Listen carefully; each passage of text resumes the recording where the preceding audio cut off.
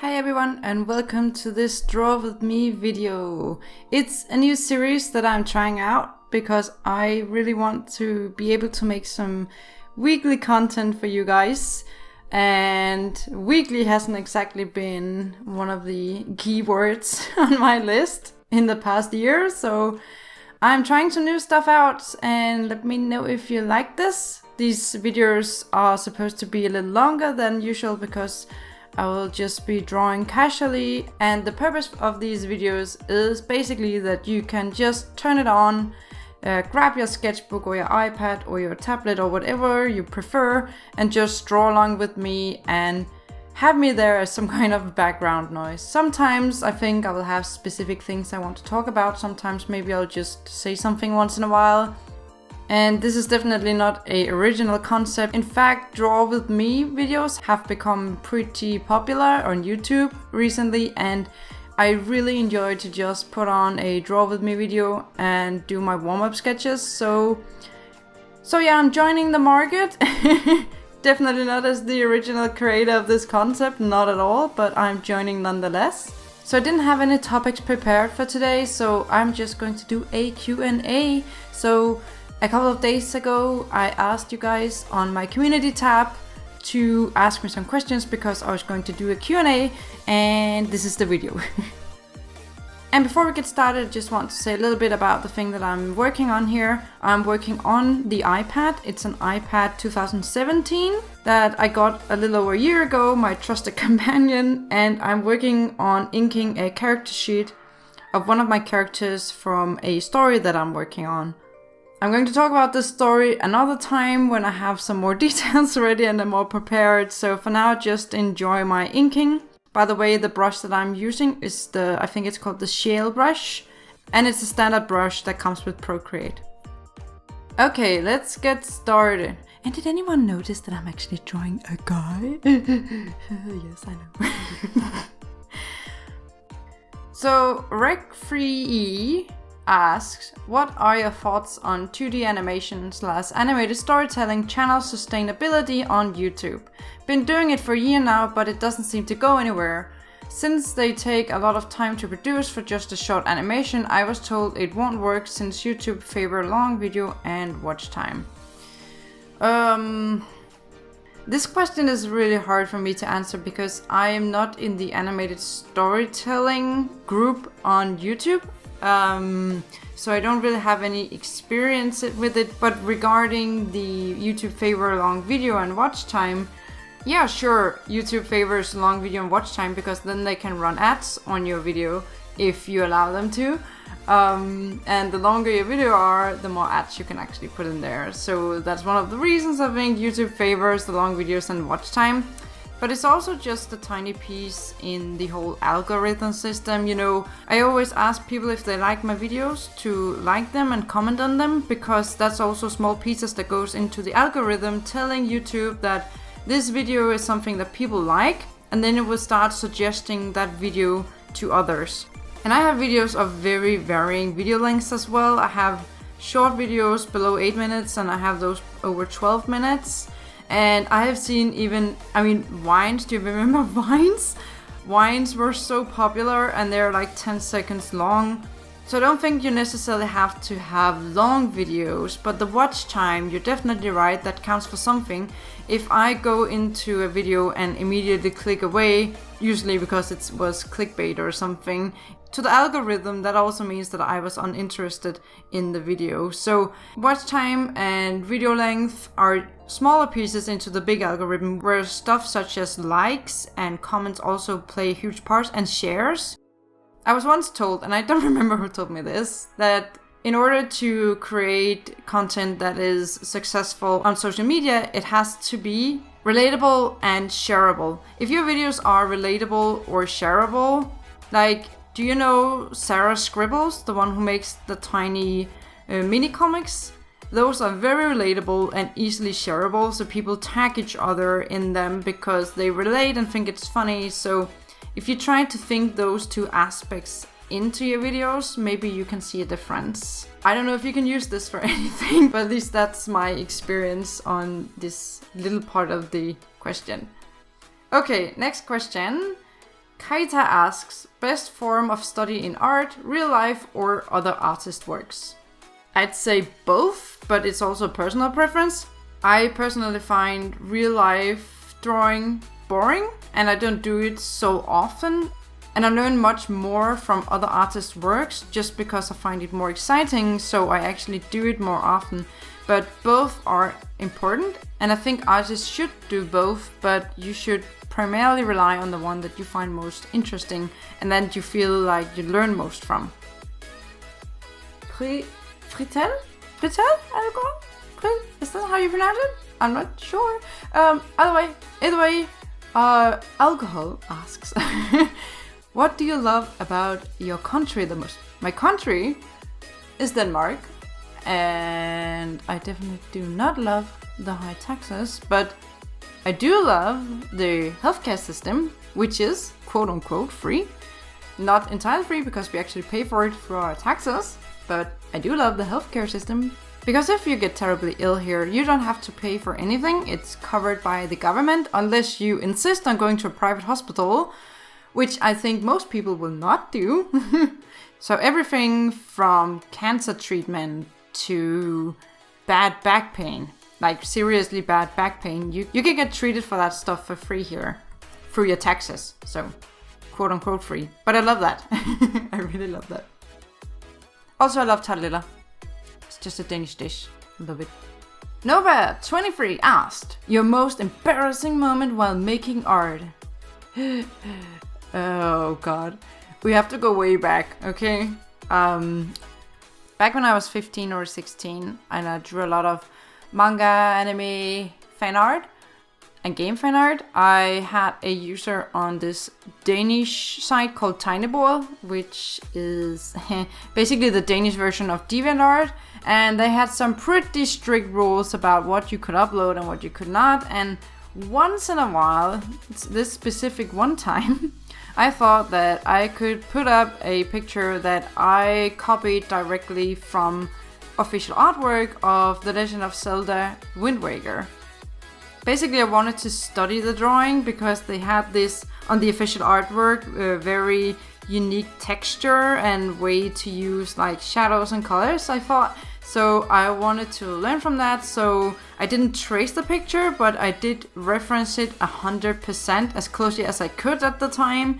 And one of the rules on Tegnebord was that you could not upload things that were traced or directly copied from something. And I thought maybe this one would go through, but it was caught by one of the admins and I was accused of copying. And for some reason I was very embarrassed about it because I didn't trace it, but I did copy it 100% because I wanted to recreate it exactly as it was. But so yeah, that left me pretty embarrassed, and if this is the peak of embarrassing things that I've done in relation to art, then I guess nothing exciting has happened on that part. I did once draw some 18 plus drawings for Tumblr for a very short period of time, and I think I felt a little embarrassed uploading it, and I was really afraid of getting caught by people I knew. But yeah, I don't know, I think the people that I followed there drew like all of the intimate stuff a lot better than me, and they were following me, so every time I uploaded something I thought I was making a fool out of myself. So yeah, that was a little embarrassing too. Yeah. I'm sure there are more cases that my brain have decided to block. But basically everything that results in you getting called out for something, which you do a lot in your teenage years, it's just embarrassing. Margie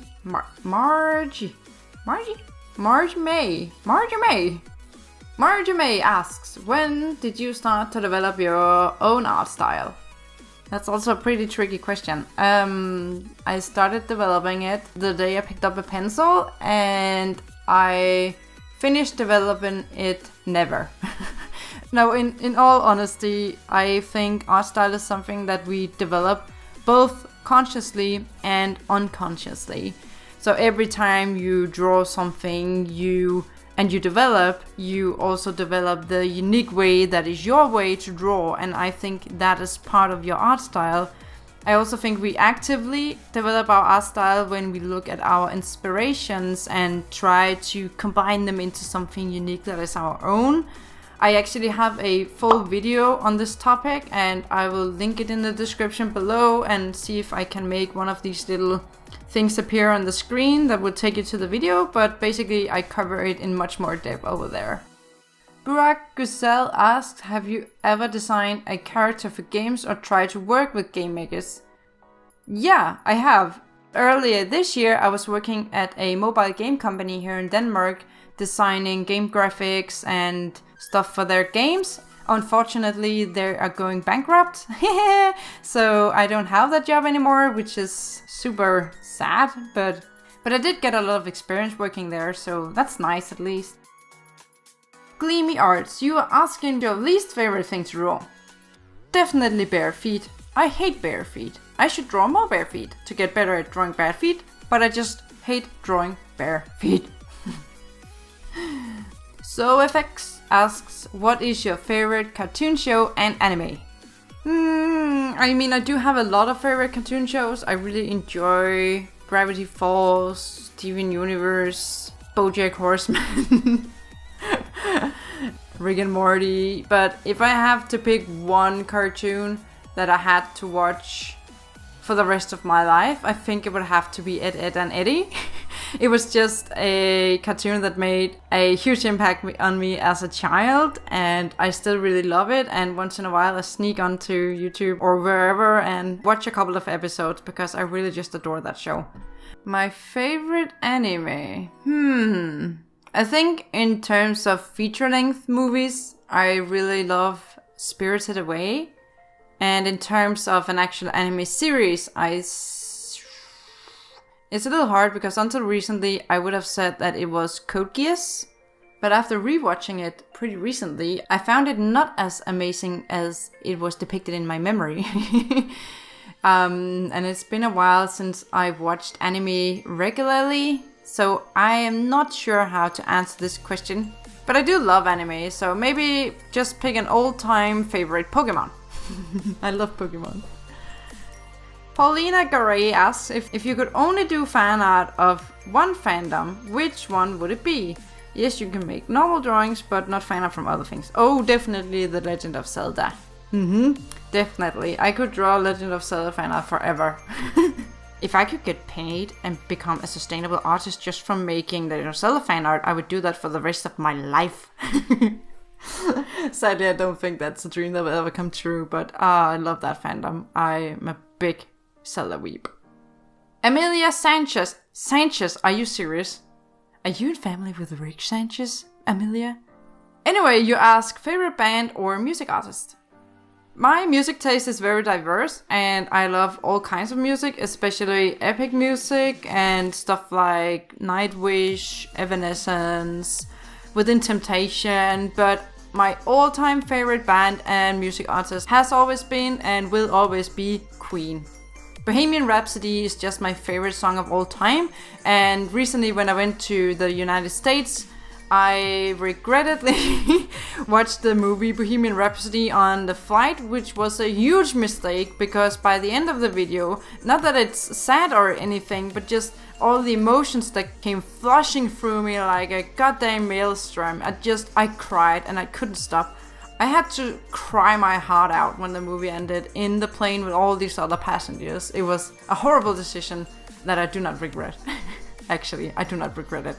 Whatever I said earlier, I do not regret it, but it was horrible. Maddie Grace asks, how would you describe your art style? Realism, anime, cartoon. I'd definitely say stylized cartoony, but with semi-realistic rendering. I don't know, how would you describe my art style? I never really thought about it. I always just say, well, I draw cartoon characters, so yeah. What do you think? I don't know. Chloe Hillier asks, any good practicing exercises on drawing the both female and female figure? I'm pretty sure it's supposed to say female and male figure. Anyway, I would like to get better, but I can't find myself finding an efficient way to practice. I find that the most efficient way to practice is to do it every day. So take out, if you have like just 15 minutes every day, just use those 15 minutes to draw in your sketchbook or wherever you prefer to draw. If you have half an hour, that's even better, or basically the more time you can put into it, the better, of course. In regards to practicing exercises, I will once more recommend the website that's called Quick Poses, because you can set a timer in there and do like different kinds of pose challenges. So you can get better with anatomy and gesture drawing. You even have the possibility to turn on and off whether you want to watch people with or without clothes. If you want to be better at anatomy and gestures, I would suggest that you draw the naked models, because then you can see all the muscles and stuff. I know some people don't really like it when all of the stuff, are just bang there on your computer screen. But don't be afraid of it. It's just a part of art. A lot of great artists painted naked people. So don't be afraid of the naked people in the pictures. Just draw them. You don't have to draw their details. Just the gestures and getting the general understanding of the anatomy. I think those are some of the really efficient ways to practice. Also, if you don't find drawing from life boring, I would also really suggest doing that, like croquis courses, or just take your sketchbook to a cafe and draw the people outside. And don't spend too much time on it. Spend like 15-25 seconds on one person and then move on to the next. It will look horrible in the beginning probably, but you'll be better and better at spotting those gestures and getting them down on the paper. So gesture drawings are some of the exercise practices that I do a lot and that I find very efficient, and also really doesn't impact on my work, because they also often inspire me to a lot of new pieces. Gracie Fanger 2020, you have a lot of questions. Which artist inspired you and why? It's hard to say why, because if you see something that you really like, sometimes you just can't say what it is about it that you like so much, you just like it. But artists that inspired me a lot are Alessandro Barbucchi, who made Witch, Echo, Monster Allergy, Skydoll. Skydoll, by the way, is one of my favorite comics of all time. I also find Loish very inspirational. Her way of creating flow and using colors is just amazing. I also really like Ross Tran, also known as Ross Draws here on YouTube. I just really like the way that he always manages to get some kind of element that he enjoys into a drawing without it seeming out of place. I find him very inspiring and a really fun dude to watch. So yeah, I really love him too. I mean, I do love a lot of artists also over on Instagram, and I will put some of my favorites in the description below so you can check them out yourself. Nobody asks. Nobody with a zero asks, what is your motivation for keeping up with your amazing videos and art? Sorry for my bad English. Your English is fine, don't worry about it, mate.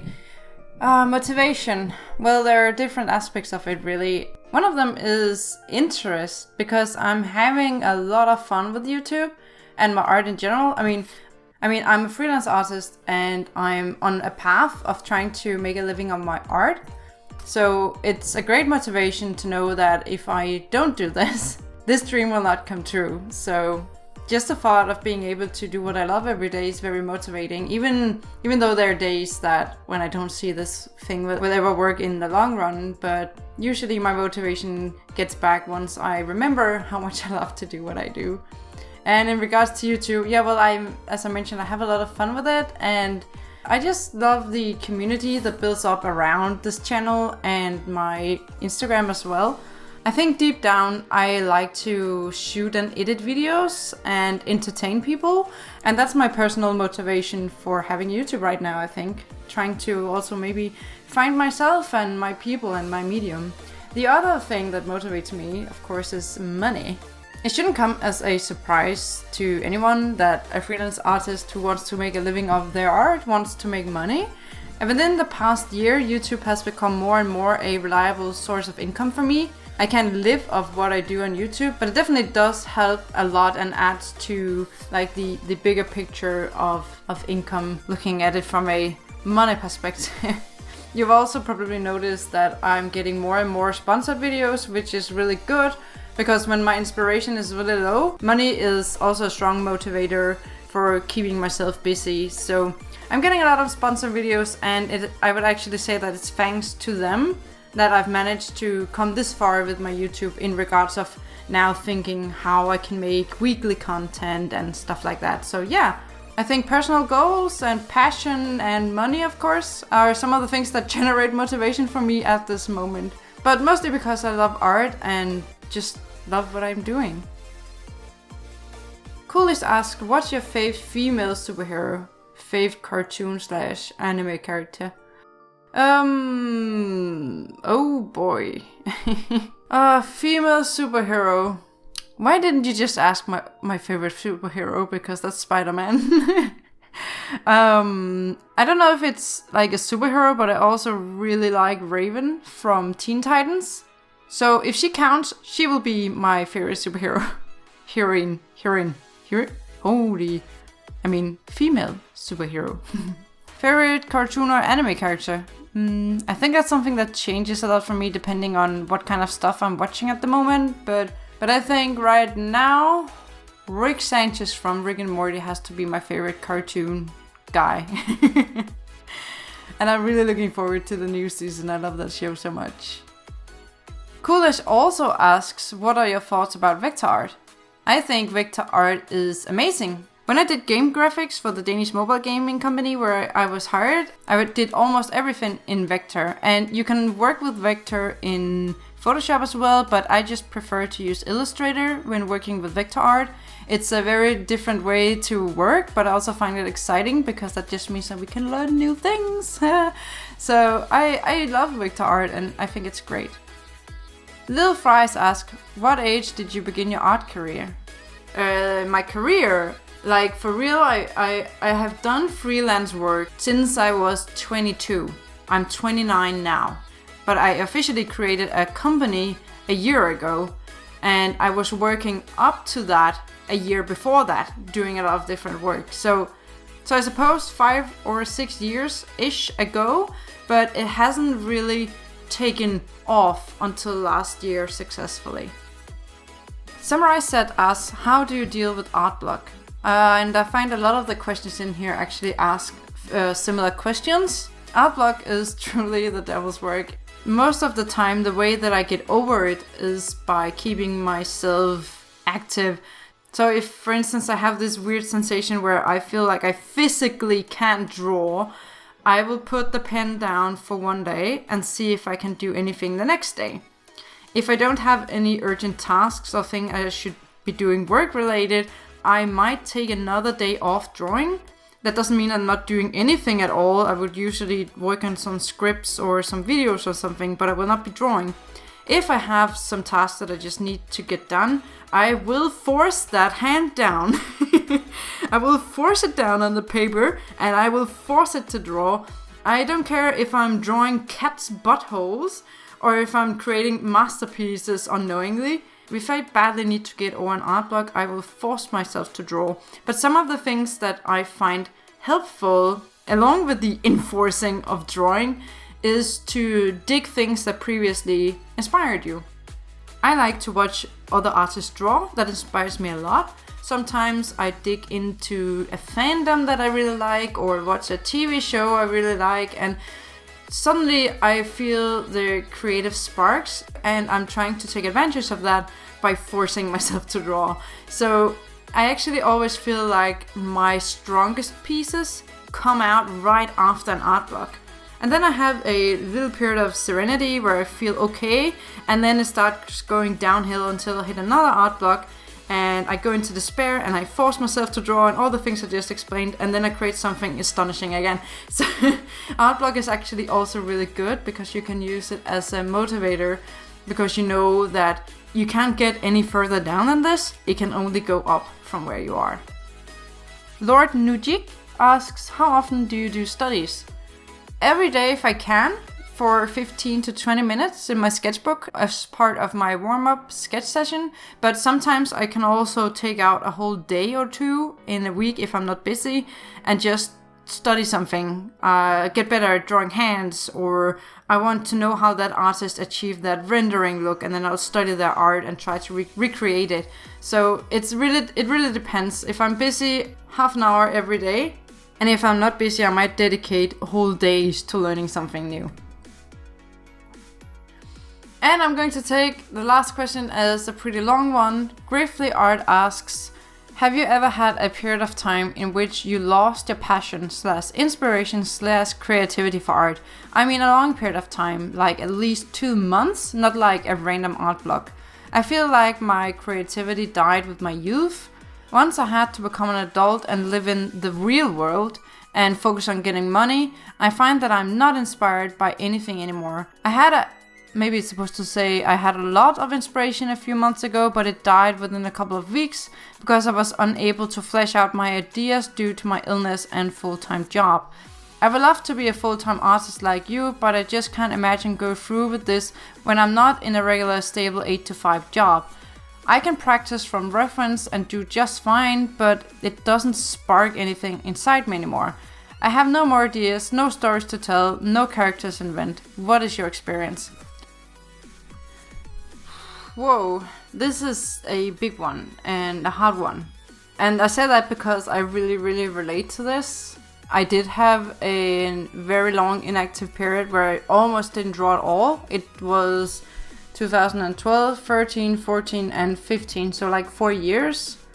And I wish I could get those 4 years back and just practice and get better at drawing, but those days are gone now, and all I can do is just trying to focus on moving on. But yeah, I had 4 years where I didn't do anything really, and it's because of the same reasons, because I couldn't find any inspiration and I couldn't find any time or energy because of, well, both university but also my day-to-day job that I had at the time. And the only way that I got out of it, and I am not saying that this would work for everyone, because it really depends on the kind of situation you're in and the kind of support that you can receive. But I just had to quit my job. It was a good job and a really well-paid job, especially for someone who just got out of university. But I didn't know what to do with my life, and it ate me up from the inside. And I know that I used to love to draw, but I didn't love it anymore. My vacuum Cintiq was only 2 years old at this point, and I almost hadn't used it at all. It was just collecting dust somewhere. And the only thing I could do to get out of this was to quit my job. And the reason I could quit my job was because, one, my husband had a regular job and he was paid well, and I can get support when I don't have a job here in Denmark. So it's not like I would be left on the street or left with no money. I would be left with a lot less money than if I had chosen to stay at my job. But I really just couldn't do it anymore because I didn't know what to do with my life, and I needed to go out there and figure it out. So I made the decision and quit my job, and took a while to just relax and think about what I wanted to do. And that's when I also started to come back to the to my YouTube channel and stuff. And while I was figuring out what I wanted to do, I was doing a little freelance here and there and doing YouTube, working on my portfolio, and still not knowing what I actually wanted to do with it. But then I suddenly realized that what I was doing was actually making me happy. Being a freelance artist and being my own boss just sparked something in me. And it's not that I have to be freelance forever. I mean, I did work at a gaming company for a few months earlier this month before they went bankrupt. Unlucky. But I did do that on part-time, so I could do my freelance also. So I had to quit my job to get my passion back. But now I'm also sure that it was the correct thing to do, because now I'm here and now everything is turning out to be okay.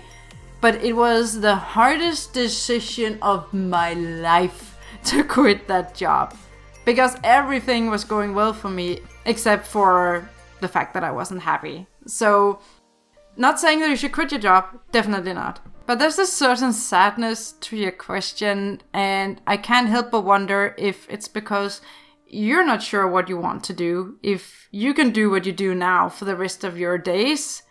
The answer might not be to quit your job, but maybe the answer could be, what do I want to do? And what can I do next week that will take me one step further to that goal? I don't know. I hope that was useful because it's a really heavy topic and it's hard to talk about without giving you half of my life story. So I really hope you figure this out in some way, and hopefully in a less dramatic way that I had to do, but you never know what you have to do in order to keep yourself happy. So what's important to you, and what can you do this week or next week to make sure that you get more time to do what you love? Something like that, I think. I hope you can use this for anything. Okay, we better end this on a high note. This was my first Draw With Me video. I hope you liked to watch me ink, or if you didn't watch it, just listened. I hope you enjoyed that. That's totally fine as well. And if you liked this video, please give it a like and a thumbs up. And subscribe to my channel for hopefully more weekly art content.